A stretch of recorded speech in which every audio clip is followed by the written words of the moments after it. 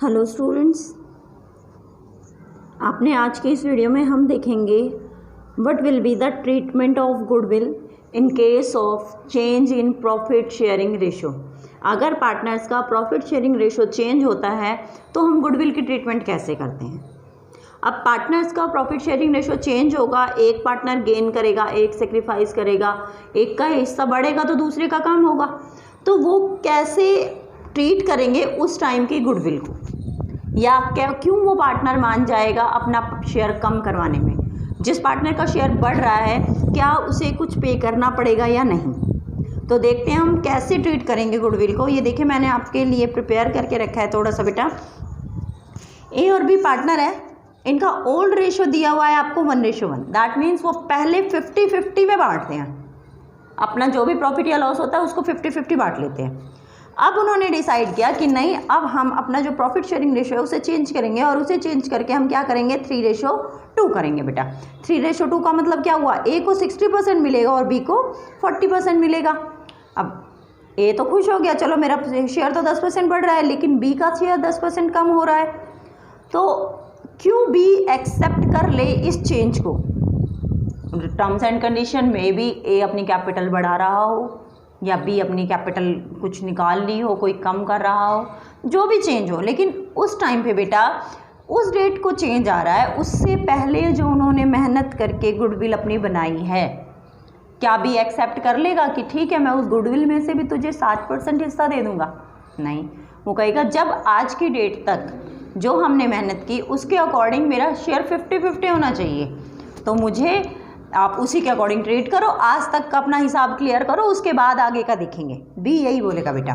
तो अब हम देखते हैं कि क्यों, कैसे उससे एडजस्ट कैसे करेंगे हमने देखा, हमने कैलकुलेशन की सेक्रीफाइसिंग और गेनिंग रेशो की बेटा। अब सेक्रीफाइसिंग और गेनिंग रेशो क्या है, हमने एक का शेयर देखा, पहले था 1/2। 1:1 का मतलब ये 1/2 और ये 1/2। 3:2 का मतलब ये 3/5। 5 कहाँ से आ रहा है, 3 + 2 का, तो 3/5 और ये 2/5। हमने देखा ए का शेयर आ रहा है यहाँ 1/2 और ए का जो न्यू शेयर आ रहा है ये आ रहा है बेटा 3/5।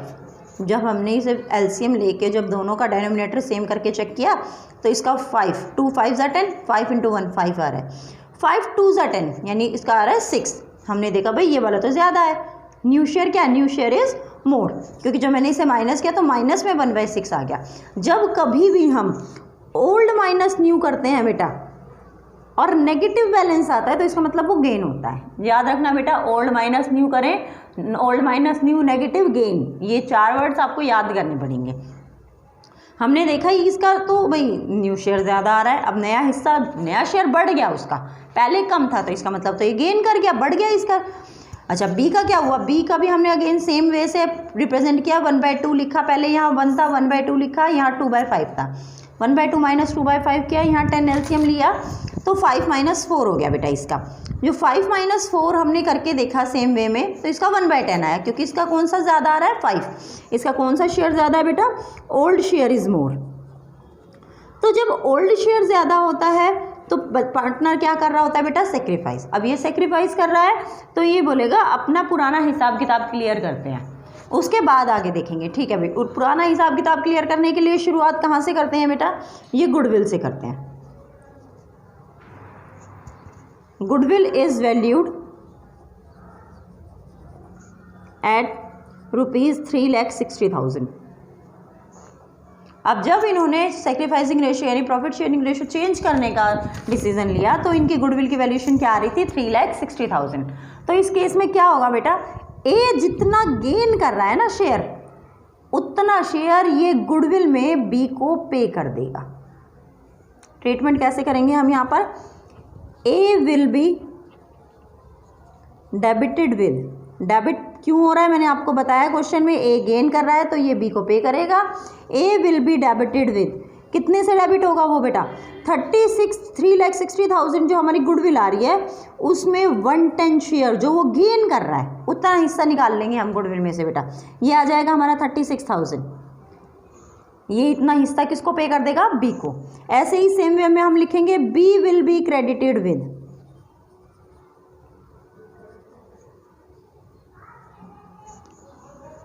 अगेन 3,60,000 को जब आप 1/10 से इंटू करेंगे तो हमारा कितना आ जाएगा, ये 36,000। तो अब क्या हुआ बेटा, डेबिट और क्रेडिट दोनों हमने चेक किए, ए डेबिट हो रहा है 36 से और बी क्रेडिट हो रहा है 36 से। इसका मतलब क्या हुआ, बी जितना गेन कर रहा है वो ए जितना गेन कर रहा है वो बी को उतना ही क्या कर देगा, पे। तो हम यहाँ पर एक जर्नल एंट्री, बेटा एक चीज़ याद रखना, फॉर्मेट बहुत ज़्यादा इंपॉर्टेंट है। आप कोई भी जर्नल एंट्री करते हैं, कोई भी अकाउंट बनाते हैं, सबसे पहले बेटा उसका फॉर्मेट बहुत ज़्यादा ज़रूरी है। अगर सिंपल आप एक सिंगल जर्नल एंट्री भी आती है ना आपके एग्जाम में, तो आप उस एक जर्नल एंट्री के लिए भी लिखो जर्नल एंट्री। जिस किसी की भी आप बुक में कर रहे हो तो उसमें लिखो journal entries in the books of this person.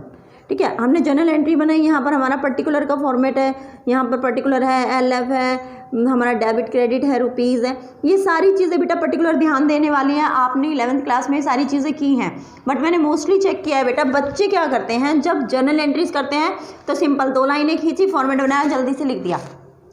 आपका काम तो जल्दी हो जाएगा, बट एक पूरी प्रेजेंटेशन, जो एक 100% स्कोर करने वाला बच्चा है बेटा, वो कभी इन चीज़ों को मिस नहीं करेगा, वो हर चीज़ बिल्कुल पर्टिकुलर वे में करेगा। पर्टिकुलर LF डेबिट क्रेडिट हमने लिखा, हम यहाँ पर क्या करने वाले हैं, as capital account debit to B's capital account 36,000। ये होगी बेटा आपकी गुडविल की ट्रीटमेंट। एक बात हमेशा याद रखना बेटा, जो आपकी गुडविल की ट्रीटमेंट होगी, जो गुडविल वैल्यूड होगी, आपको गुडविल 2 तरीके से दी होती है बेटा, एक वैल्यूड होती है, एक अपीयर्ड होती है। अपीयर्ड मतलब बैलेंस शीट के फॉर्मेट के अंदर, वैल्यूड मतलब एडजस्टमेंट में। तो जो भी आपकी एडजस्टमेंट वाली गुडविल होगी उसकी हम यही ट्रीटमेंट करेंगे। फॉर्मेट याद रखना बेटा, जैसे ही आपको वैल्यूड वर्ड दिखता है तो आपने करना क्या है, चेंज के केस में आपको फटाफट से अपना सेक्रीफाइसिंग और गेनिंग रेशियो कैलकुलेट करना है, और जितना सेक्रीफाइसिंग गेनिंग हो रहा है उसके अकॉर्डिंग अमाउंट निकालकर फटाफट एंट्री कर देनी है। ये बेटा वैल्यूड के केस में है।